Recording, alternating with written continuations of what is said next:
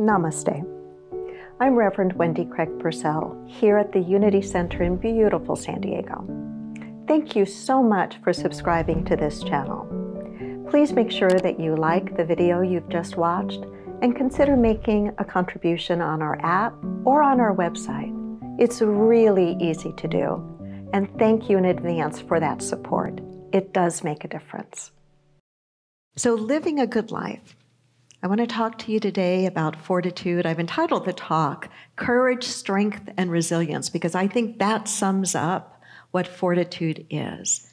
You know, the ancient Greeks and the ancient Romans really delved deep into what are the virtues that people need to develop that will allow them to be people with high, noble characters and be able to create lives of meaning and purpose.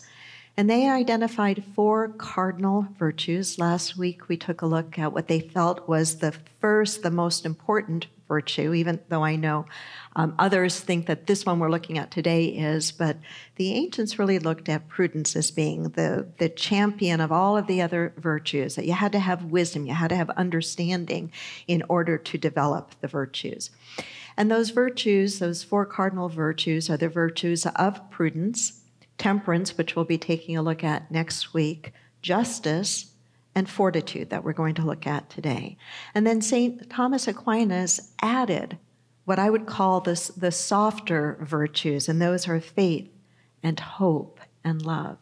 And if you just think about those words for a few moments and think about the journey of your life, the things that you aspire to and the things that you've had to deal with and overcome, we need to fall back into and rely on certain fundamental principles, certain fundamental ways of being to help us move through and beyond those challenges that we have in life, or to move toward the possibilities that we want to create.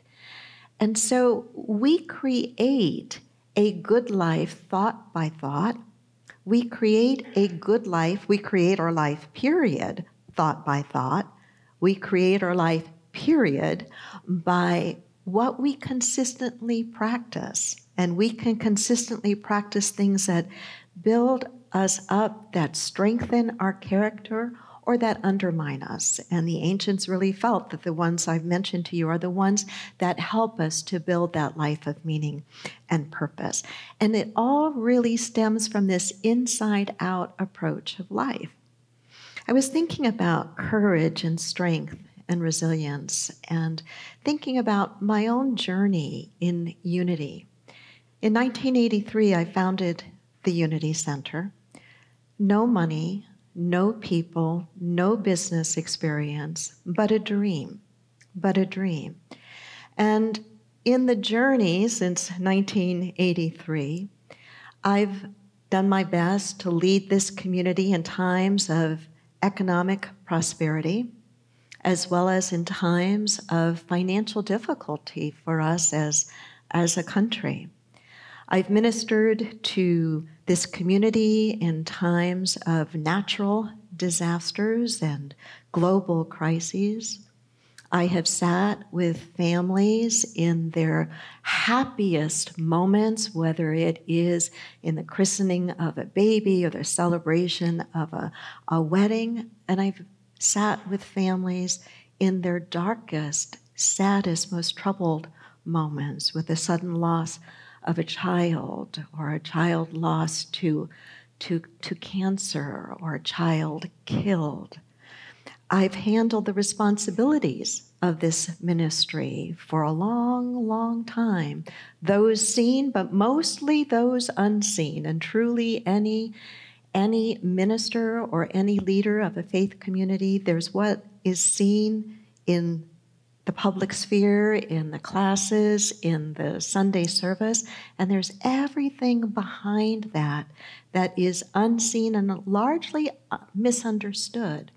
But what I can say about all of that, all of it, the pieces that have been easy and the pieces that have not, have all been what has forced me to grow in courage and strength and resilience.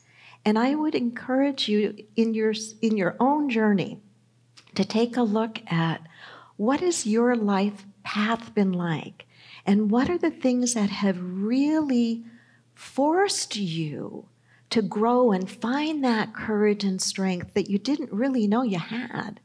Because in the moments when you're faced with something new that's difficult, being able to look back a bit and say, okay, these are the things that have molded and shaped me. Fortitude, the dictionary defines fortitude as courage in pain or adversity.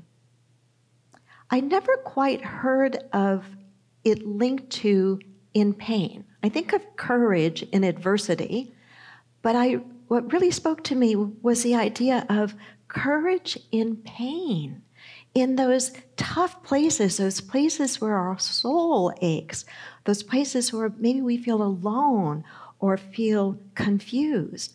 It's so easy to have an image, maybe you don't have it, but I certainly grew up with the image of courage being physical bravery. And certainly there is that aspect of it. You know, we think of our firefighters and those that rush in to save people and the extraordinary bravery and courage that takes. But there's also the kind of courage that is the inner courage, the courage of the heart, the courage in those moments of pain.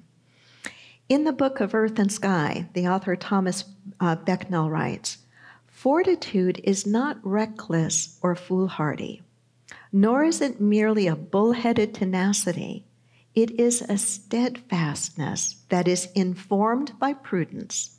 Fortitude requires commitment to some larger cause that gives one's life purpose and meaning." I found those last words to be very instructive. Fortitude requires commitment to some larger cause that gives one's life purpose and meaning. Every Sunday, you see above you the words of our mission statement, the Unity Center, transforming lives and healing our world. The transforming lives is about our inner work, what we do to grow ourselves, and how we look at the things in our lives, the challenging things and the uplifting things that can mold and shape us, right, and transform our lives. It's that latter part, healing our world, that is this idea of a larger meaning and purpose that we stretch into, that we devote time and care and energy and might and talent and resources toward. When I think of that kind of fortitude, when I think that kind of inner courage, I think of some of the same kind of people that I imagine you do. I think of Mahatma Gandhi. I think of Martin Luther King Jr. I think of Mother Teresa. I think of Nelson Mandela. I think of Alexei Navalny. Oh my gosh, these people that exemplified courage in pain and adversity because they stood for something beyond themselves.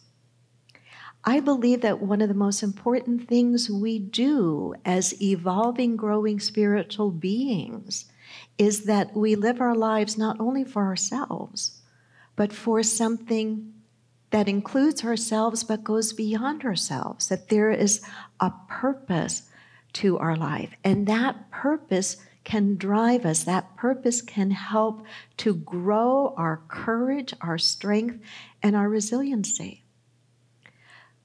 Courage, strength, and resiliency, fortitude, though, is not just in people like the models and the inspirational leaders I just mentioned, but it's in all of us, in the way we choose to live our everyday lives. The courage, the fortitude, the strength, the resilience that parents raising an autistic child have to face day after day and year after year. The fortitude and courage of a student who is tempted to take the easy way and cheat on a test, but has the inner courage, the fortitude to know that that's not the right path. The fortitude, the courage of men and women dealing with mental health issues. We're finally, as a country, waking up to the reality of mental health issues, and that we must look at what can we do to support one another and help one another. I think of refugees. I think of Amina and her family and the fortitude and the strength and the courage to come to a brand new country, a brand new culture, a brand new language that you maybe only read about in books or saw a little bit on television, but the fortitude it takes, the courage and strength and resilience. To stand tall, to stand in truth, to stand on what matters.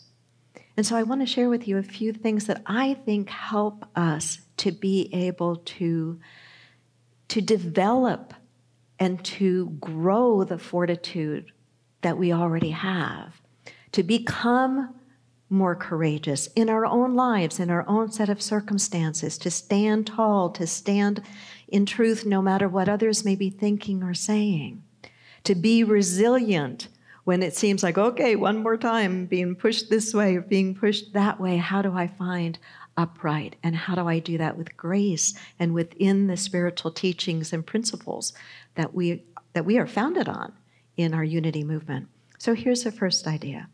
It is to make the best of your starting or starting over place. And just yesterday, as I was going over my notes again, I added the phrase, or starting over place, to make the best of your starting or starting over place. For some of us coming through and out of this pandemic, we find ourselves in a starting over place, right? There's so much of life that's different. I know the board and I are in conversations about what is a spiritual community in a post-COVID world. How do you minister to a community that maybe can never come inside the building, but still considers themselves to be a part of this community, this teaching? What does it look like? So making the best of your starting or starting over place is an important aspect of growing in courage and strength and resilience. Douglas Wood, who is the author of a piece called Old Turtle, likened this idea, this starting place or starting over place, in a piece he wrote in the Old Turtle. And he said it's kind of like pine trees. And I'm a tree lover. I'm a mountain person. I love the beauty of the mountains. And so this piece spoke to me. Maybe it will to you. He writes, if you're a pine, growth seems to have a lot to do with making the best of where you get started. Sometimes that's just a bare bones, blustery, rocky outcrop of a place, inhospitable, with little soil or shelter, nurturing or encouragement. It may take a long time, but somehow you come to grips with it, with this starting place. You reach and reach, stretching needy roots over naked granite through tiny cracks down into crevices, until you finally find the footholds, the stability, and the sustenance you need. Then someday, somehow, you transcend, growing up while at the same time growing out, growing through all kinds of disasters, growing through them. And that's all there is to it, it seems. Grow, down, out, up, don't stop, just grow. Simple enough. But maybe it's the hardest, most important thing in the world. Maybe everything depends on it. So the idea of making the very best of our starting place or our starting over place, coming out of this most unusual time, where are we now? As people, as individuals, as communities, where are we now and where do we want to be? Second idea, and this really moves me, this phrase, allowing yourself to be nurtured and fed by a stream you cannot see. Let me repeat that. Allowing yourself to be nurtured and fed by a stream you cannot see. That will help you be resilient. I remember a couple of ski seasons ago, riding up a chairlift. I don't remember what run it was in Mammoth Mountain, but it was a part of the mountain that I'm not super familiar with. And it was pretty high. And on this particular chairlift, I noticed a number of pine trees that seemed to be growing in a place that nothing should be able to grow, that absolutely nothing should be able to grow. And here were these mighty pine trees jutting out of what looked like nothing other than rock, unless you looked much more closely and could see little pockets where there would be snow. And probably beneath that, some sort of stream or groundwater that fed them from beneath. I don't know of a much better visual or much better way of describing being fed and nurtured by Spirit than these words.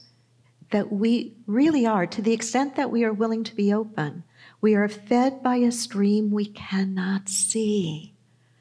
And just holding, if you find yourself going through any difficulty right now, to hold to that idea, I am being fed by a stream I cannot see. And you might want to follow it with and Lord, God, Spirit, the force, whatever you want to call that thing, open my eyes so maybe I can see it a little bit. But to acknowledge I am being fed by a stream I cannot see. Gandhi was fed by a stream he could not see. Martin Luther King Jr. wrote frequently about his faith, about being fed by a stream. My words to describe what he described as his relationship to God, fed by a stream he could not see. And so for us to hold this idea, this visual, that there is a stream that we may not see, but it nurtures us. It sustains us. It holds us up. Remembering that, holding thoughts like that is what helps us to be more resilient. Third idea is this: to face the difficulty, the adversity, to lean into it, not away from it. And that seems so counterintuitive, doesn't it? We don't want to lean into that which is difficult. We'd much rather pull the covers over our head and go back to sleep, right? I think at least that's more the immediate human tendency.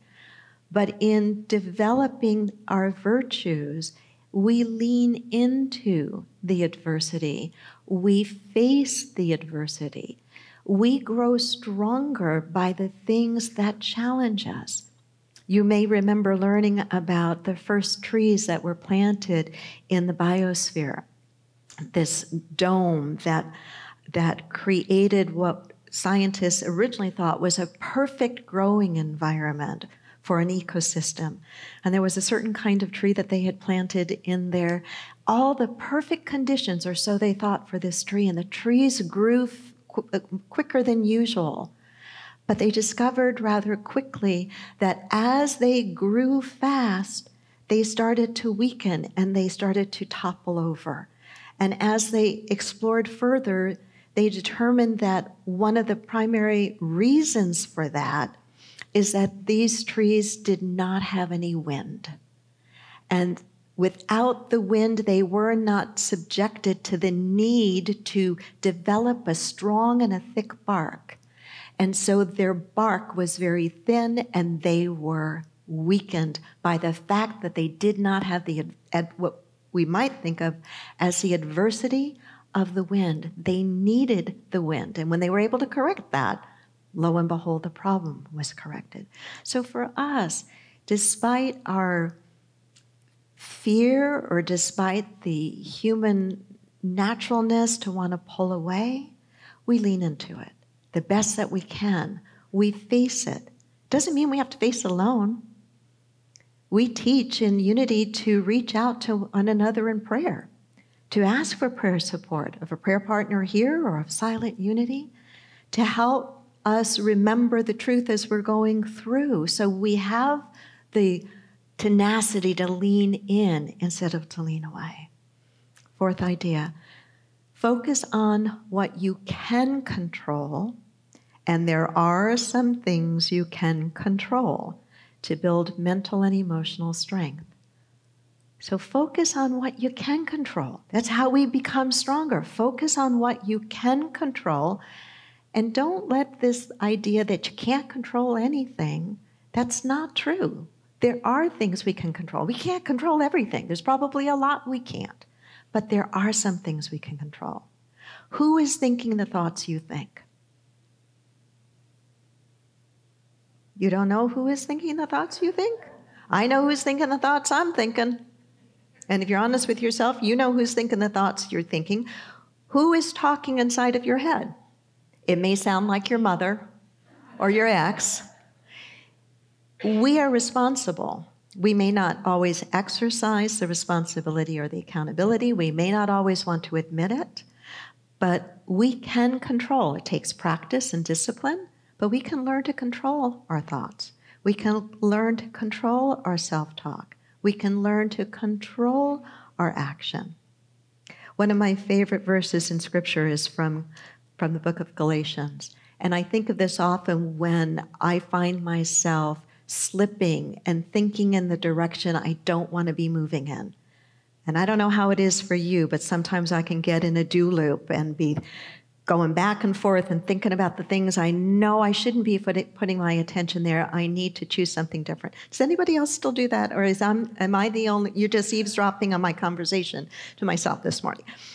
But it's this piece from Galatians. Finally, brethren, whatever things are true, whatever things are noble, whatever things are just, whatever things are pure, whatever things are lovely, think on these things.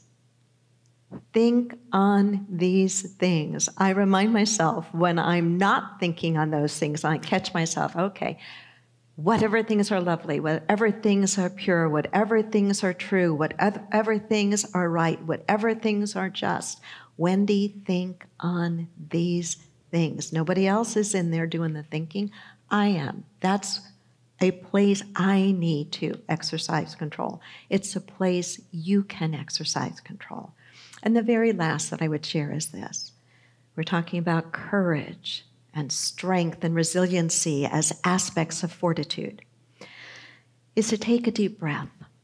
To take a deep breath, to do your best to bounce back, even just a little, and if you can, to try to take one step forward. Let me repeat that. Take a deep breath. Do your best to bounce back, even just a little, and if you can, try to take just one step forward. Every time I think of resiliency, and I mean every time I think of resiliency, I think of a toy my brother had when we were growing up. And that toy, I went online to see if you can still get them, and yes, you can. And boy, did a flood of memories come back as I saw an image of this. Bozo Bop bags. Do any of you remember Bozo Bop bags? Natalie, Emery, Jennifer, you're way too young, but some of us in this room will remember, maybe not the name, but these were blow-up toys that were about 46, 47 inches tall, kind of the shape of Bozo was a clown, right? But the bottom of these things had a layer of sand, a thick layer of sand. And the idea was it was like a punching bag. But that punching bag would always do what? You'd punch it and it would right it. See, we remember these things. It would right itself. And to me, it is a simple but a really powerful visual that when we feel like life or circumstances or people are doing stuff and there's nothing we can do about it, and it feels like punch here, punch there, to me, the greatest visual is this thing that does this, but eventually it does this. Eventually, it stands here. And I think what allows us to be like this and eventually stand here is obviously not sand, but the truth that we stand on, the principles that we stand for. That's what brings us, even when life may have us doing this for a while, That's what brings us back here. And as we find ourselves righting ourselves upright, if we can take a step forward, even if it's a tiny step, to take that step forward. One of our listeners, Coral, who lives in Queensland, Australia, sends me pictures of wildlife in Australia and kangaroos and koala bears. And I remember, I think she taught me this, that kangaroos can only move forward. They can't jump backward. They can only go forward. And I think, I want to be like a kangaroo. I want to be like Bozo the Bop. I don't want to look like Bozo the Bop, but I want to be like Bozo the Bop. And I want to be like a kangaroo, that even if it's only a tiny little hop, that it's always about moving forward. And what I do know to be true is that within our teachings, to the extent that we are willing to practice them consistently, not just when it's easy or convenient, but especially when it's difficult and it's not convenient, that we will find ourselves being able to right ourselves, and we will find ourselves being able to move forward and create lives that really do make a difference, not just for us, but for the people and the things in the world we care about. Namaste.